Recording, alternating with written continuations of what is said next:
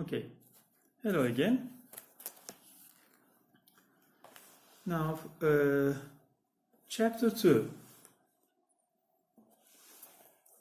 Having traveled about 3 miles, he's walking after these horses, we came to a long kind of building made of timber stuck in the ground and wattled across.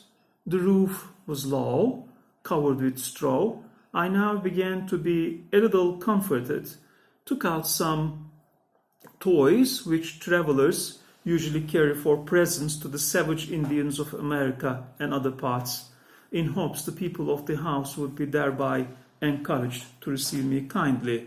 So he prepares his gifts to give these people, or no, these creatures.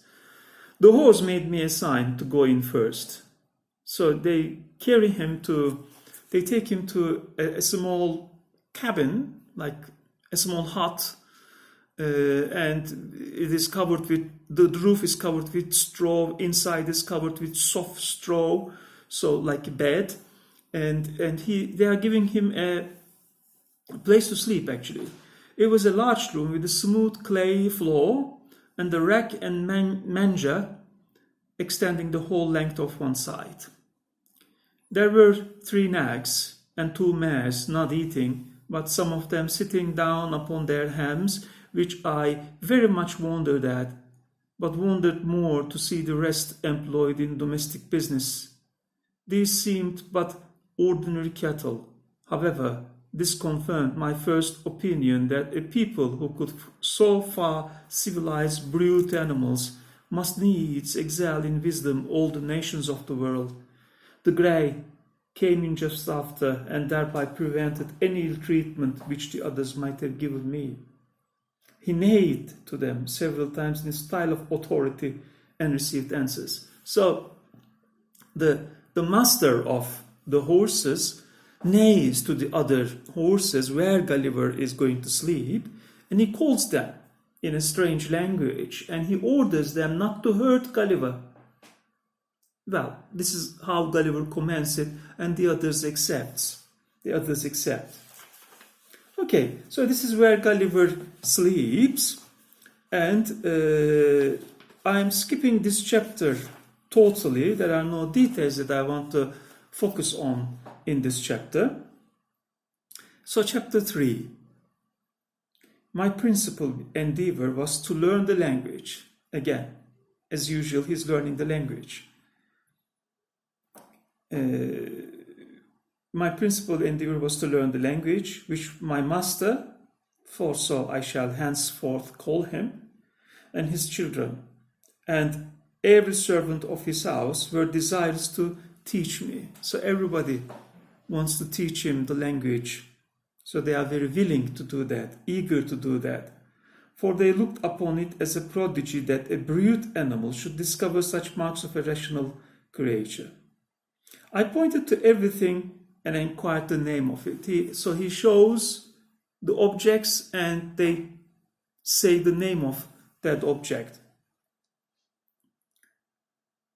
which I wrote down in my journal book when I was alone, and corrected my bad accent by desiring those of the family to pronounce it over. In this employment, a sorrel nag, one of the under servants, was ready to assist me. In speaking, they pronounce through nose and throat, okay, because they have a long neck and a long nose. So the language comes from the nose, the pronunciation comes from the nose and the neck, both throat and the neck. So their language approaches nearest to the High Dutch or German as any I know in Europe, but is much more graceful and significant. The Emperor Charles V made almost the same observation when he said that if he were to speak to his horse, it should be in High Dutch. So,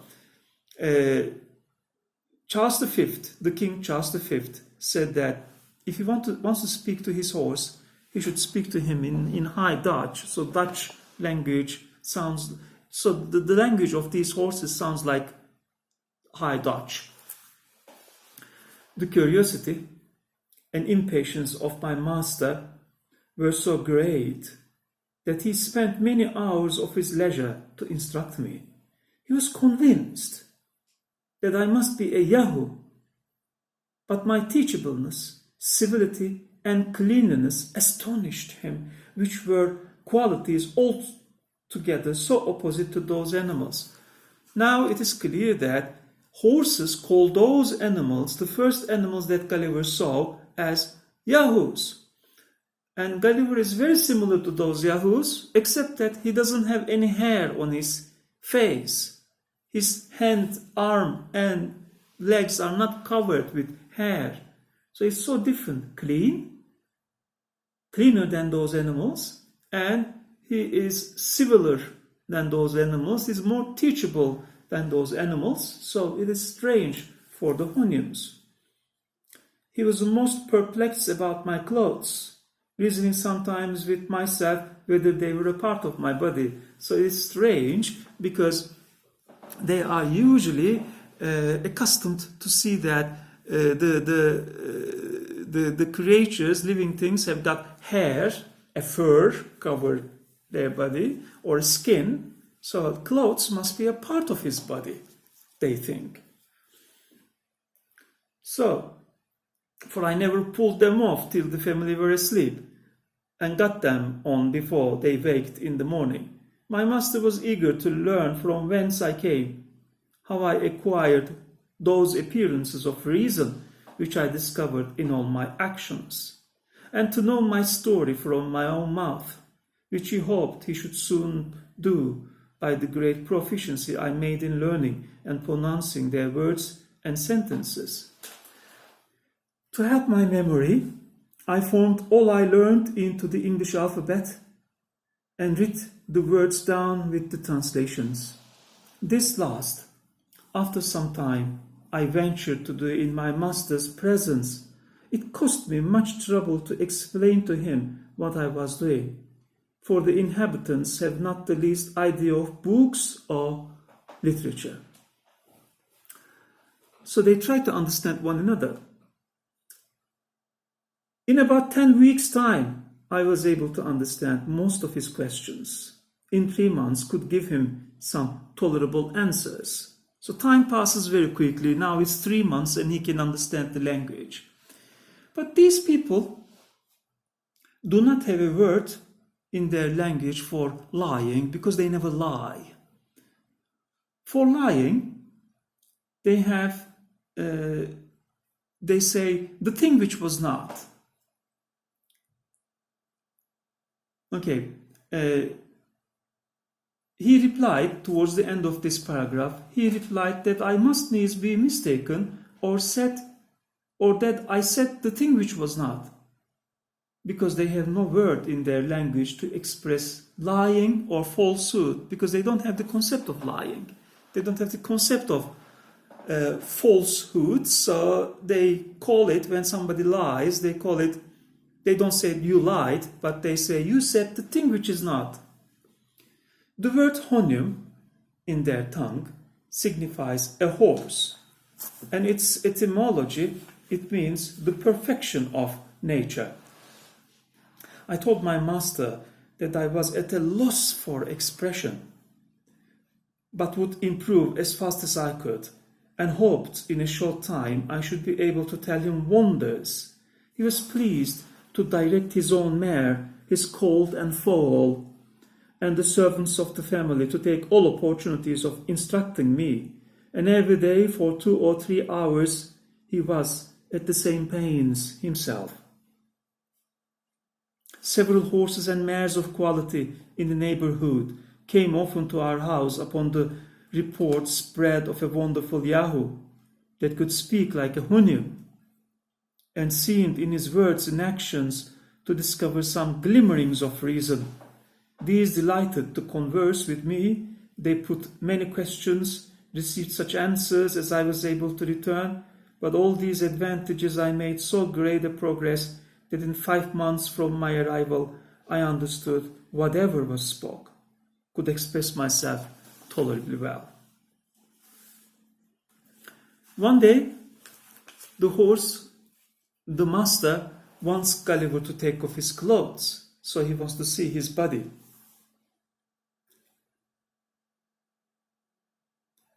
On the next page, I had hitherto concealed the secret of my dress, in order to distinguish myself as much as possible from that cursed race of Yahoos. But now I found it in vain to do so any longer. Besides, I considered that my clothes and shoes would soon wear out, which already were in a declining condition. I must be supplied in some contrivance from the hides of Yahoos or other broods, whereby the whole secret would be known. I therefore told my master that in the country from whence I came, those of my kind always covered in bodies with the hairs of certain animals prepared by art, as well for decency as to avoid the inclemencies of air, both hot and cold, of which, as to my own person, I would give him immediate conviction, if he pleased to convince me, only desiring his excuse if I did not expose these parts that nature taught us to conceal. So he accepts that he will take off his clothes in front of Honium, in front of the master, but he says that the nature commands us to cover some parts of our body, so maybe I cannot expose it to you. My master, next paragraph, observed the whole performance with great signs of curiosity and admiration. He took up all my clothes in his pastern, one piece after another, and examined them diligently. So he looks at the clothes and understands that those are not the part of his body. And he then stroked my body very gently, looked round me several times, after which he said it was plain I must be a perfect Yahoo, but that I differed very much from the rest of my species in the softness and whiteness and smoothness of my skin. So, he looks at him that his body is exactly like the body of the Yahoos, but it is clearly that he is different from those Yahoos because he's clean, he doesn't have hair covered, he doesn't have his body covered with hair, so he's strange, cleaner than them, gentler than the Yahoos. My want of hair in several parts of my body, the shape and shortness of my clothes behind and fore, and my affectation of walking continually on my two hinder feet, so he can walk on two feet, whereas the Yahoos walk usually on 4 feet. He desired to see no more, and gave me leave to put on my clothes again, for I was shuddering with cold. I expressed my uneasiness at his giving me so often the appellation of Yahoo, an odious animal for which I so utter a hatred and contempt. So he doesn't want to be called a Yahoo because he hates them. They are smelly, terribly dirty. So he doesn't want to be called a Yahoo. I begged he would forbear applying that word to me, and take the same order in his family among his friends whom he suffered to see me. I requested likewise that the secret of my having a false covering to my body might be known to none but himself. So they call the clothes a false covering of the body, because the normal Yahoos have hair, but he doesn't have hair, so he has to wear clothes. So he wants him not to tell the other Honiums that he is wearing clothes. The clothes he doesn't want it to be known by the others that the clothes are not a part of his body. All this, the next paragraph, my master very graciously consented to. And thus the secret was kept till my clothes began to wear out, which I was forced to supply my several contrivances that shall hereafter be mentioned. So he tells him his story. Every day when I waited on him, beside the trouble he was at in teaching, he would ask me several questions concerning myself, which I answered as well as I could.